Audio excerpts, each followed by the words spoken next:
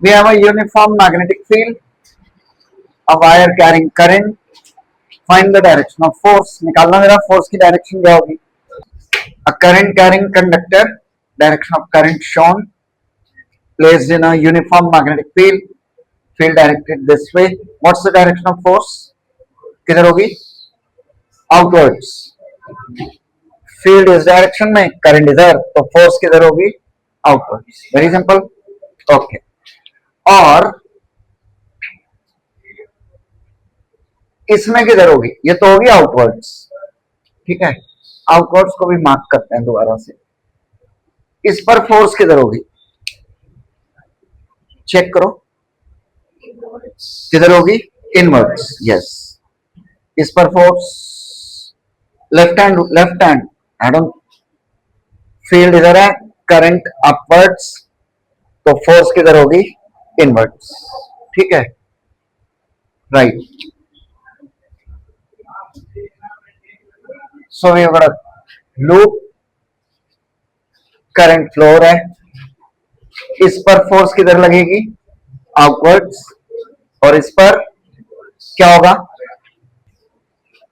अच्छा, देखना जरा. इस पर आउटवर्ड फोर्स, इस पर इनवर्ड फोर्स, क्या होगा? It turns. क्या होगा? ये टर्न कर जाएगा. ठीक है ना. अगर इस पर आउटवर्ड फोर्स हो और इस पर किधर हो? इनवर्ड्स, तो ये टर्न कर जाएगा.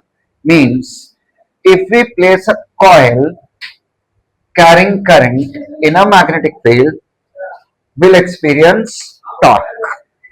ठीक है, क्या एक्ट होगा इस पर? टॉर्क एक्ट होगा. कितना, ये हमें फाइंड करना है. तो नोट किया जाए, torque acting on a current carrying coil, coil, loop, कुछ भी लिख सकते हो, placed in a magnetic field, placed in a magnetic field. So we have a loop PQRS carrying current I as shown in the figure. Current anti clockwise लिया हमने, ध्यान रखना. ठीक है. और current is I. Coil placed at certain angle theta with the field. अगर field इस direction में हो इधर, तो कॉइल को फील्ड के पैरेलल रख सकते हैं. ठीक है, फील्ड इधर ही है. कॉइल को फील्ड के परपेंडिकुलर रख सकते हैं या किसी एंगल पर भी रख सकते हैं. तो परपेंडिकुलर और पैरेलल, ये दो स्पेशल केसेस हो जाते हैं. At any angle at random we can place the coil. Torque act होगा because of these two forces which are equal and opposite. कितना होगा ये टॉर्क? कैलकुलेट करेंगे. L is the length of the coil, B is the width of the coil. Introduction very very important, जिसमें angle जरूर mention करना है कि the plane of the coil makes angle theta with the magnetic field. ठीक है जी. Forces को check करें. दो तो हमने मार्क कर लिए हैं. फ्लेमिंग्स लेफ्ट हैंड रूल से पता लगा सकते हैं. ये दोनों फोर्सेस ऊपर वाले पर ऊपर की तरफ और नीचे वाले पर नीचे की तरफ एक्ट होगी. इस पर फोर्स की तरह एक्ट होगी अपवर्ड्स, और इस पर किधर होगी? Downwards. F2 outward, F3 downward, and F4. All forces given by Fleming's left-hand rule. तो इंट्रोडक्शन लिख लेते हैं. हम लिखवा रहे हैं, नोट करो. डायग्राम बना लिया. Note down the introduction. Consider a rectangular coil. Consider a rectangular coil PQRS with length L and width B, carrying current I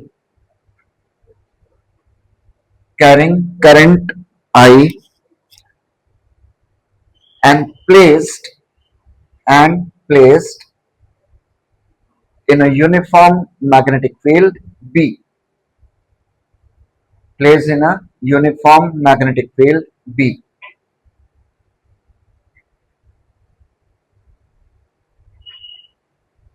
आगे लिखें, let plane of the coil, let plane of the coil makes angle theta with the magnetic field. Let plane of the coil makes angle theta with the magnetic field. ठीक है, आगे लिखा जाए, different ends of the coil, different ends of the coil experience force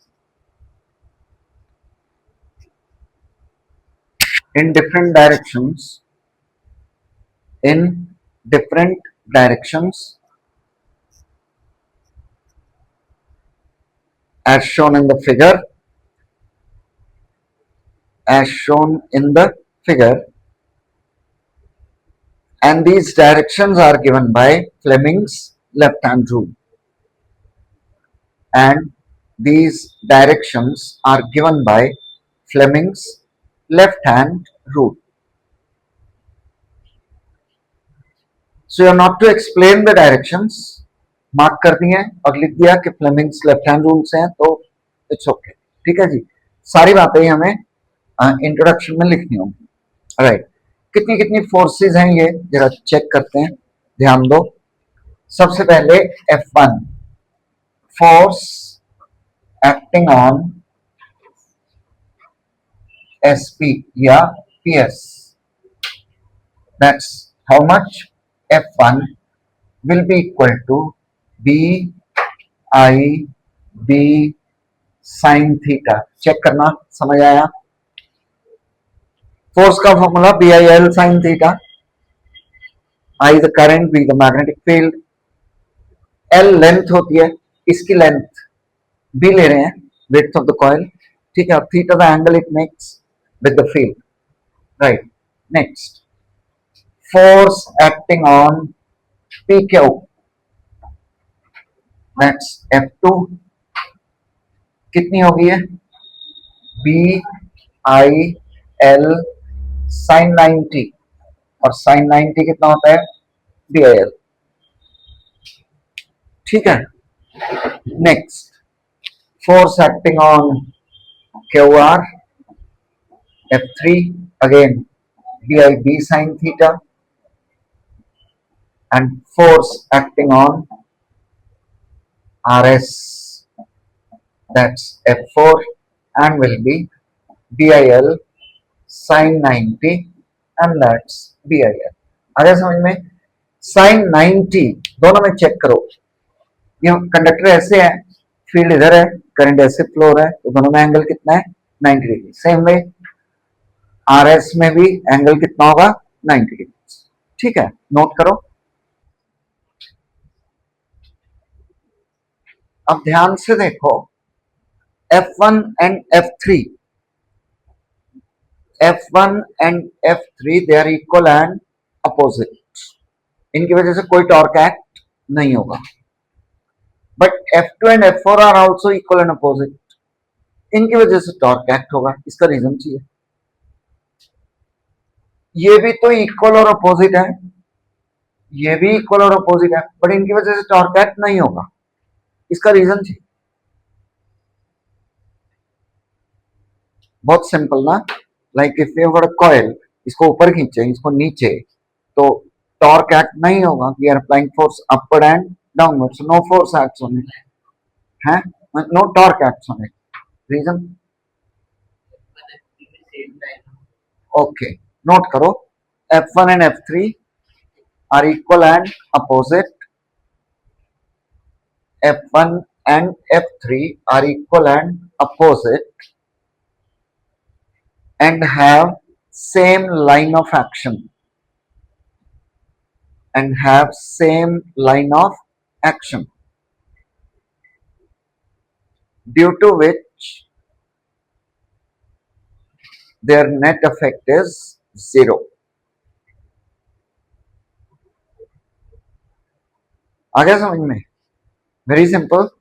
अगर ये ऐसे है और इस पर एक फोर्स ऐसे लगा दें इधर से और एक इधर से, तो दोनों का लाइन ऑफ एक्शन सेम होगा, एक फोर्स ऐसे लग जाए और एक ऐसे लग जाए तो both have same line of action, तो no torque acts.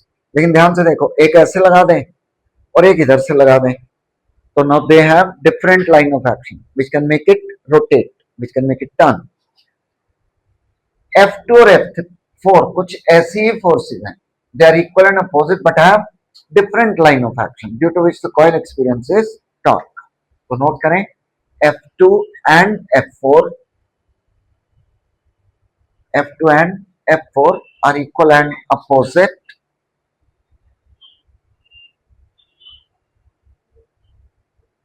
F2 and F4 are equal and opposite but have different line of action, but have different line of action due to which the coil experiences torque, due to which the coil experiences torque. ठीक है, ये यहां तक समझ आ गया, the basic idea that why it experiences torque, that has been written and explained with the help of the forces that are marked in the diagram. Clear है यहां तक? अब कितना टॉर्क होगा हम वो कैलकुलेट करते हैं, ध्यान दिया जाए।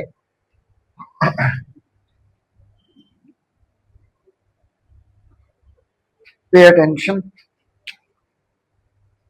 that's the magnetic field B,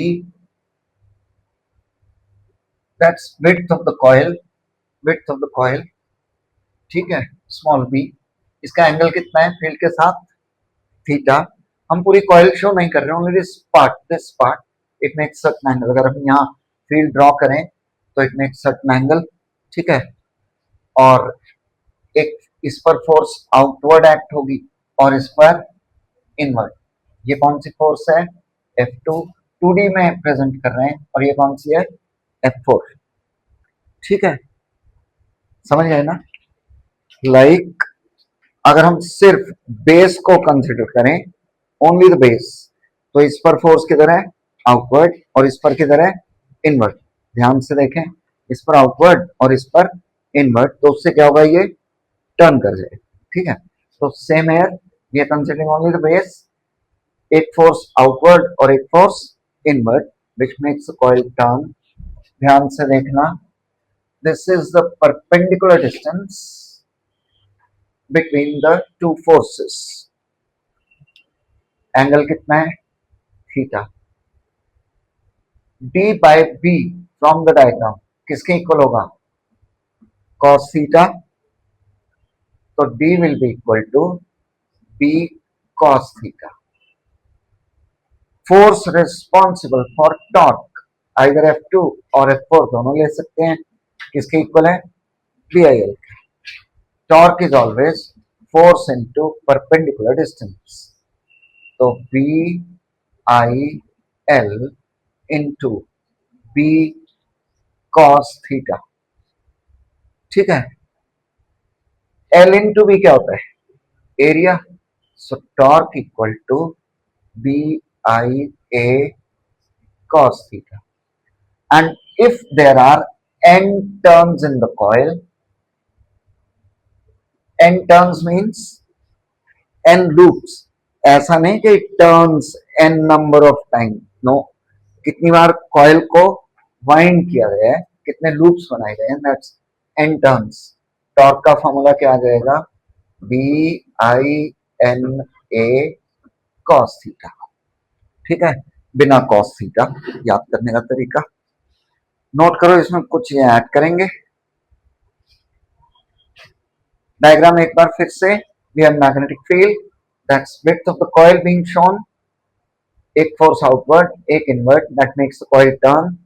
दोनों फोर्सेस के बीच में ऑब्वियसली ये एक फोर्स, ये एक फोर्स, दोनों के बीच में ये परपेंडिकुलर डिस्टेंस, ये एंगल थीटा था तो ये भी theta. D by B based upon hypotenuse, that's cos theta, D equal to B cos theta. Force responsible for torque, BIL. Torque is always force into perpendicular distance.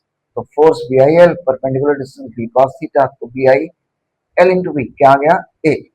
B I A cos theta, N turns हैं तो N से multiply कर देंगे, that becomes B I N A cos theta. Maximum torque कोई बताएगा कितना होगा और कब होगा? Important, very important. Maximum torque obviously cos theta की वैल्यू 1 होगी तो टॉर्क मैक्सिमम होगा B I N A when theta is 0। इसका मतलब theta 0 means when coil is parallel to the field, when coil is parallel to the field. तो ये ध्यान रखना, मैक्सिमम टॉर्क एक्ट होगा जब कॉइल फील्ड के पैरेलल होगी, coil is parallel to the field.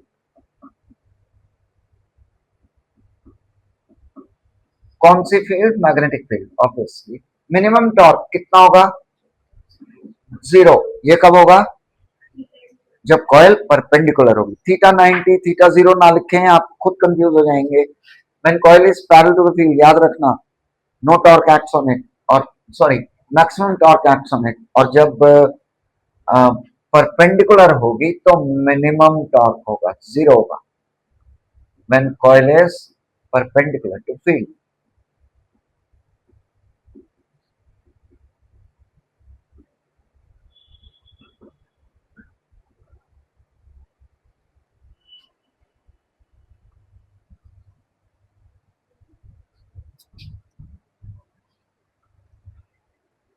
Okay, इसमें कुछ ऐड ऑन कर रहे हैं।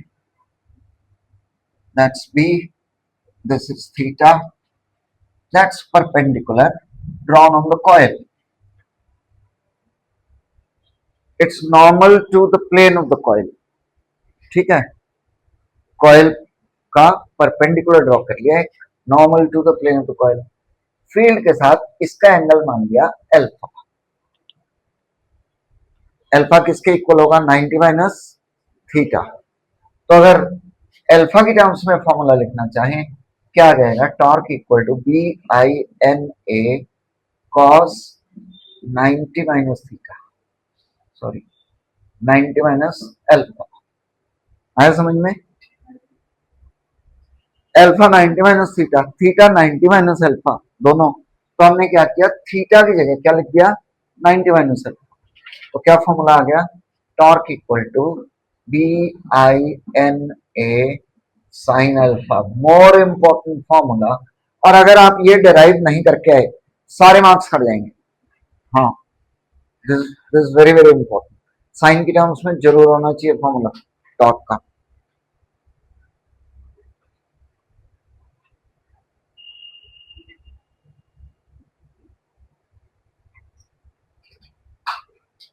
तो थीटा क्या था? Angle which plane of the coil makes with the field. और अल्फा क्या है? Angle which normal to the plane of the coil makes with the field. Last में लिख लेना, alpha is the angle which normal to the plane of the coil makes with the magnetic field. Lakshya note करो, alpha is the angle which normal to the plane of the coil, normal to the plane of the coil makes with the magnetic field.